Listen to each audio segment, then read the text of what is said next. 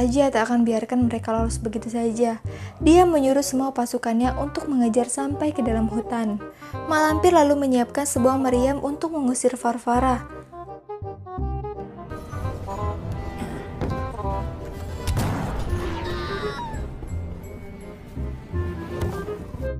Akhirnya mereka sampai di tempat yang lebih aman. Dan Mak Lampir kemudian menyuruh Ivan untuk mengambil obat di dalam rak rumah ajaibnya.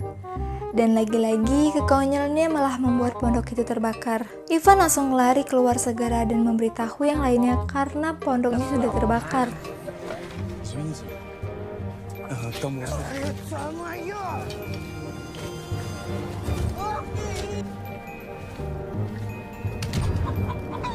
Karena pondok yang terbakar ini, mereka pun terpaksa melakukan perjalanan dengan berjalan kaki. Rencananya mereka akan pergi ke pegunungan putih tempat pedang ajaib itu berada. Di tengah-tengah istirahat, Ivan kemudian mengambil ponselnya dan mulai mengajak mereka untuk berfoto ria. Ya, lumayan lah ya buat kenang-kenangan.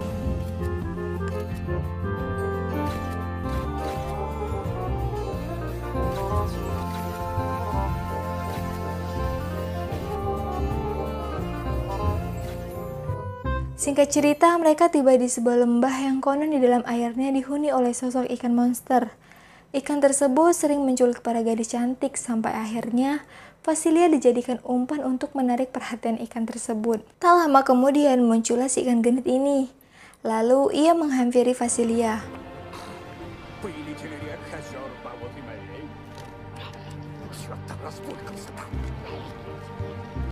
Namun dia mengetahui jika ia sedang dijebak. Si ikan pun menarik kaki Vasilia untuk segera dicegah Ivan dan ternyata ikan monster ini adalah teman lamanya Kosie. Sementara itu Mak Lampir menyiapkan ramuannya untuk berubah bentuk menjadi wanita cantik. Kosie kemudian melakukan negosiasi dan berniat untuk mengajak si monster ikan ini bergabung dengan mereka. Dan mengatakan jika ingin bergabung maka si ikan akan dijodohkan dengan Mak Lampir yang sedang menyamar.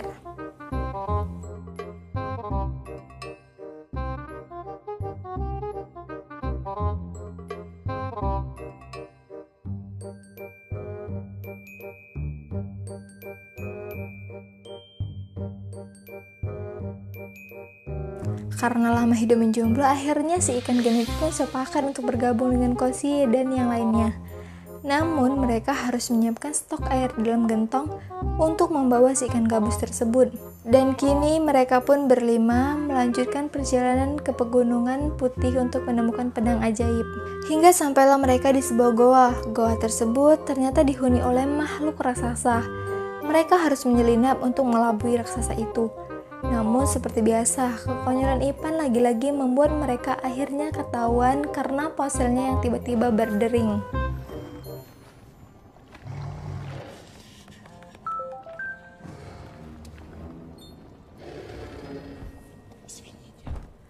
Kosie lalu mencoba untuk bernegosiasi, namun si raksasa langsung menghantamnya tanpa ampun.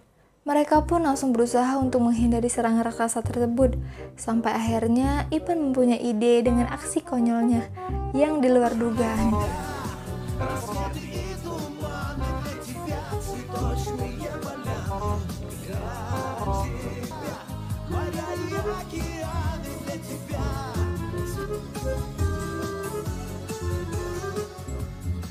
Akhirnya mereka dengan mudah bisa lolos mengelabuhi raksasa kesepian itu berkat Ivan si kesatria jenius.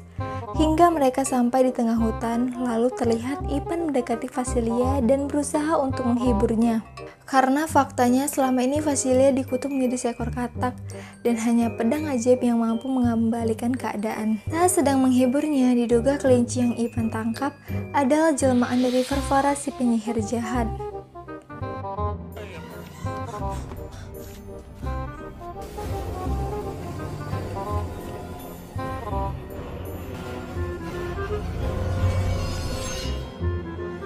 Untungnya mereka menemukan sumur dan langsung lompat ke dalam sumur itu satu persatu.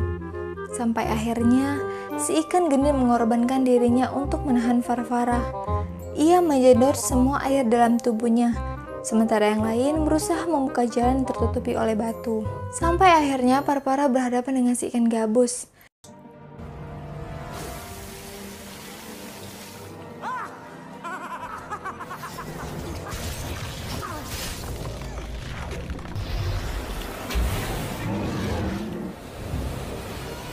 Singkat waktu, pagi harinya Ipan mencoba untuk kabur meninggalkan teman-temannya. Namun sialnya, pasukan Farfara udah keburu mengapungnya. Farfara lalu mengeluarkan pecu saktinya dan berhasil melumpuhkan Kosi. Sementara Vasilia tak sengaja jatuh ke dalam jurang. Namun cerdiknya, ia berhasil berubah bentuk menjadi katak, sehingga ia berhasil lolos dari kejaran Farfara. Lalu sampailah mereka di Pegunungan Putih, tempat di mana pedang ajaib itu berada. Karena pedang tersebut hanya mampu dicabut oleh anak kesatria. Farfara kemudian menyuruh Ivan untuk segera menemukan pedang itu.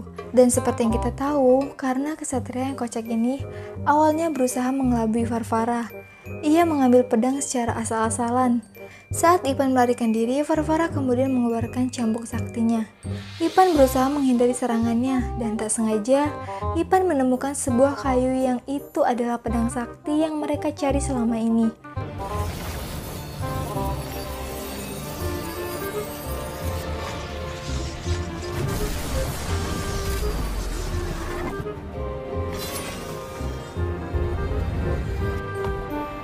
Dengan sekali tebasan, pedang itu mampu membuat Farfara kewalahan.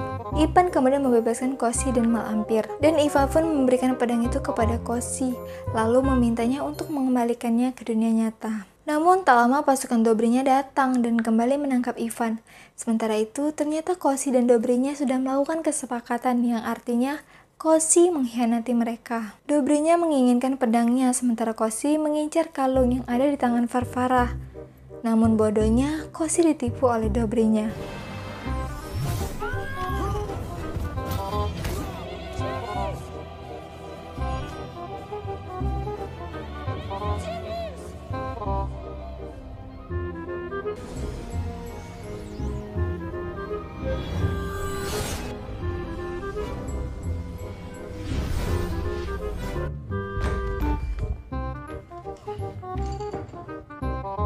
Sesaat kemudian Ivan pun sudah kembali ke dunia nyata.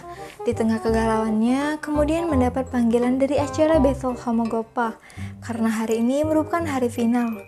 Namun rupanya Ivan memutuskan untuk kembali ke negeri Belogorie. Ia kembali mendatangi tempat perosotan itu, namun rencananya kini tak berhasil. Dan akhirnya ia dijebloskan ke dalam penjara. Namun tak disangka di dalam penjara ia kembali bertemu dengan si kakek penyihir yang ternyata masih hidup. Ivan kemudian memintanya untuk membuka portal ke dunia lain, namun sayangnya tongkat sihirnya ada pada petugas polisi. Dengan jurus tipuannya, Ivan memperdaya petugas yang dengan mudahnya memberikan tongkat tersebut. Akhirnya Ivan berhasil masuk dan kembali ke dunia lain. Dia kemudian membuka pintu gerbang dan berencana untuk membebaskan seekor naga berkepala 3. Saat muncul bayangan sang naga yang ternyata naga itu berukuran sangat kecil. Lalu Ivan memberinya ramuan dari Malampir yang membuat semburan naga itu menjadi besar. Tak lama, para pengawal Dobrinya berhasil menemukan Ivan dan kembali membawanya ke kerajaan. Sementara itu, Dobrinya sedang melakukan ritual, yaitu penggabungan antara pedang sakti dan sebuah kristal keabadian. Lalu pengawal membawa Ivan masuk ke dalam. Ternyata Ivan membawa senapan yang dicurinya dari petugas. Kemudian menembakkannya, namun tak disangka Dobrinya berhasil melakukan ritual tersebut dan membuatnya kebal terhadap peluru. Tak lama datanglah sang naga berkepala 3 yang ternyata masih berukuran mungil. Ya, walaupun awalnya ditertawakan, namun tak disangka semburannya berhasil membuat mereka semua kalang kabut.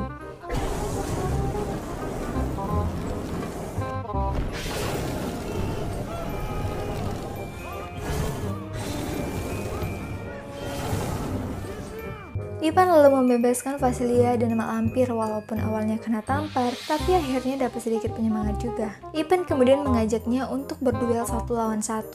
Di saat Gobrinya lengah, Vasilia berusaha untuk mengambil pedang sakti tersebut, namun Farfara keburu mencegahnya, dan mereka pun bertarung satu sama lain.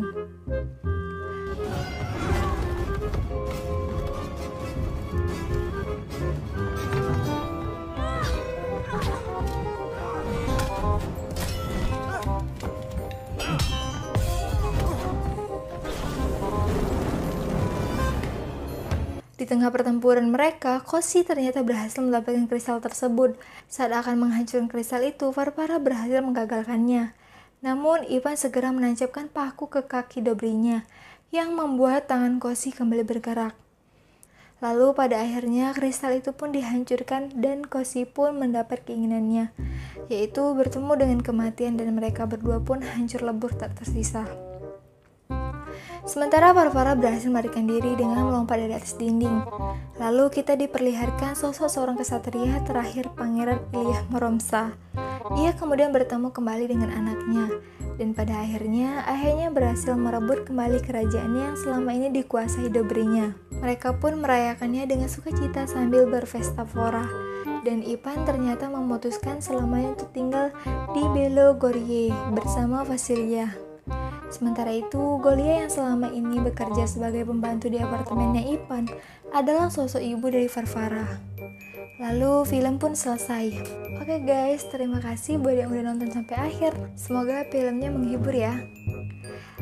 Dan sampai jumpa di video selanjutnya. Jangan lupa juga like, komen, dan subscribe ya.